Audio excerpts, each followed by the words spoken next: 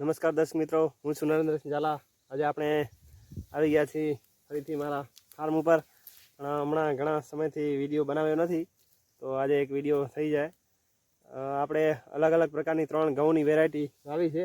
એમાં એક છે દેવ 6 કરીને, તો એની હાઇટ લગભગ 5 ફૂટની ઉપર જાય છે. અને આ તમે છોડ જોઈ શકો છો, પછી તમને હું ગણીને દેખાડીશ. આ ફક્ત એક જ છોડ છે અને એમાં ફૂટ તમે જોઈ શકો છો, લગભગ 30-40ની આસપાસ હશે. વધારે બતાડીશ તમને. અને હાઇટ લગભગ પાછળ જાઉં તો 5 ફૂટ 4.5 ફૂટ જેવી થઈ ગઈ છે. તમે જોઈ શકો છો, અમારી છાતી સુધી પહોંચી આવ્યા છે.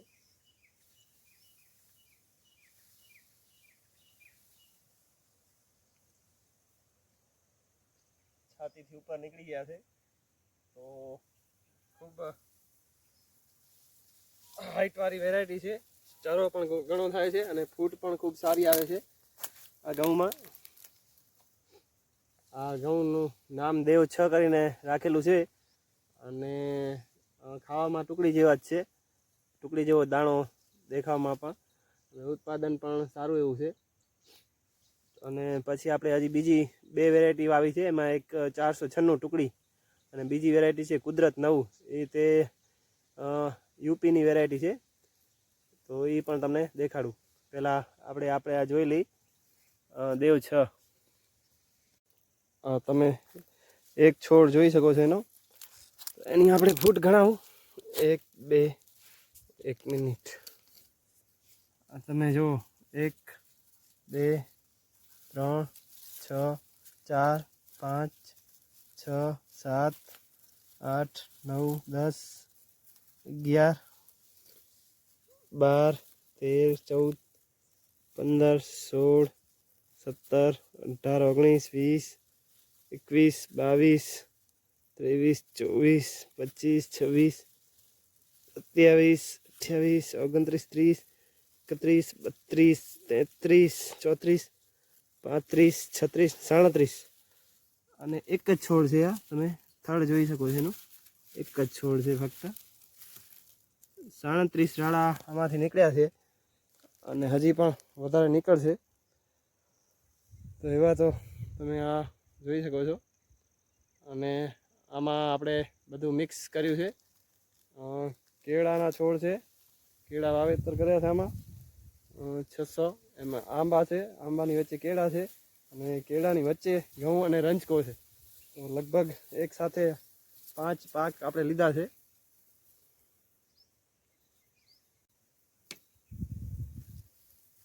તમે જો,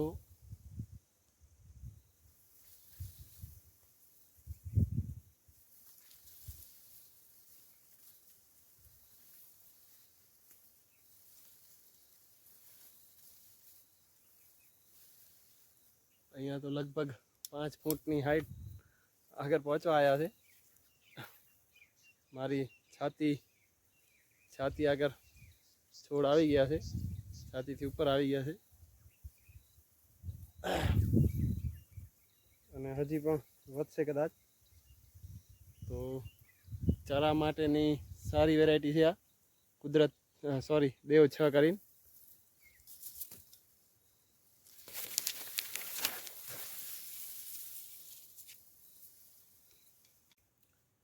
નમસ્કાર દર્શક મિત્રો, તો આ છે આપણી બીજી વેરાયટી, જે નોર્મલ બધા કચ્છમાં વાવે છે, ટુકડી 496. તો એનો પણ ખૂબ સારો રિઝલ્ટ પ્રાકૃતિક ખેતી, ગાય આધારિત ખેતીમાં મળ્યો છે અમને. કોઈ પણ કેમિકલ નાખ્યા વગર. અત્યારે તમે જોઈ શકો છો કે કેવો ફાલ આવી ચૂક્યો છે. બસ આમાં 2 પાણી છેલ્લા લગભગ આવશે એટલે આ વેરાયટી પાકી જશે. ખૂબ જ સારું રિઝલ્ટ મળ્યું છે ટુકડીમાં પણ, ને એક સરખા છોડ ઊભા રહે છે ટુકડીના. તો મારી આજુબાજુ તમે જોઈ શકો છો.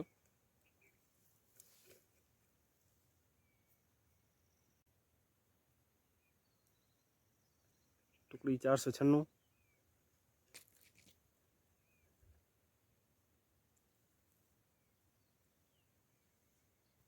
આ આપણી ત્રીજી વેરાયટી છે કુદરત 9.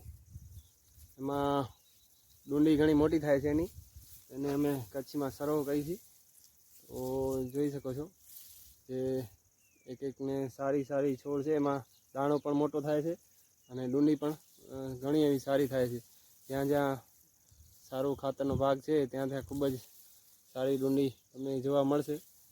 એ દેખાડું. અને હાઈટ તો વધારે નથી થતી, અઢી ફૂટની આસપાસ થાય છે. ખાવામાં બહુ સારી વેરાયટી છે. આ છે કુદરત 9, જે મેં યુપીથી 2 કિલો બિયારણ મંગાવી ને તેને વધારીને અત્યારે 50 કિલો બિયારણ મેં વાવેતર કર્યું છે. જોઈએ હવે કેવું થાય છે. ઉત્પાદન સારું લાગે છે અત્યારે તો. જોઈએ હવે રિઝલ્ટ મળે ત્યારે આઈડિયા આવે. ખાવામાં બહુ સારા છે. અમે એની રોટલી બનાવીને ખાધી હતી, એટલે ખાવા માટે બેસ્ટ વેરાયટી છે. તો આપણે 3 વેરાયટી વાવી છે. એક દેવ 6, જેની હાઈટ 5 સાડા 5 ફૂટ થાય છે. પછી છે ટુકડી 496, જે આપણે નોર્મલ અહીંયા કચ્છમાં વાવેતર થાય છે. અને આ ત્રીજો છે કુદરત 9, જે આપણે યુપીથી મંગાવી અને એનું અત્યારે વાવેતર કર્યું છે. 2 વર્ષથી એના ઉપર કામ ચાલુ છે. આપણું બીજું વર્ષ છે.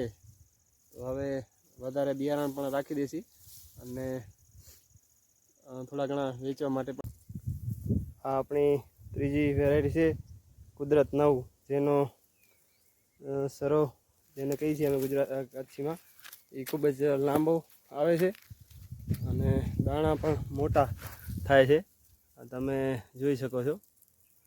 હિન્દીમાં બાલી કહેવાય છે.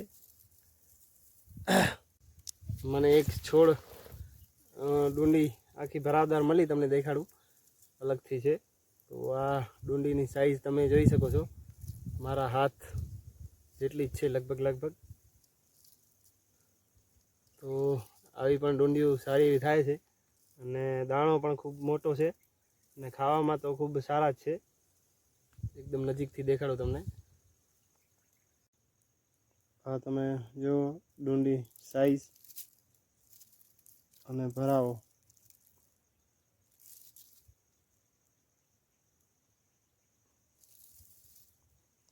ખૂબ જ સારો ભરાવો છે અને દાણાની સાઈઝ પણ મોટી છે. કુદરત 9.